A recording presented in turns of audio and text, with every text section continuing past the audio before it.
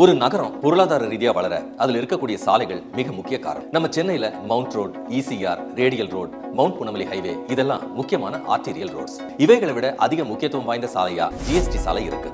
GST ரோட்ல smart இன்வெஸ்ட்மெண்ட்ஸ்க்கு உகந்த real estate rocket வேகத்துல முன்னேறிக்கிட்டு இருக்கிற ஒரு பகுதியை பத்தி தான் இப்ப நம்ம பார்க்க போறோம். GST சாலையில சிங்கப்பெருமாள் கோயில்ல இடம் வாங்குறது தான் சிறந்த முதலீடா கருதப்படுது. ரயில்வே ஓவர் பாஸின் விளைவா இந்த பகுதியில இடதுபுறத்திலையும் வளர்ச்சி வீரியம் அடைஞ்சிருக்கு.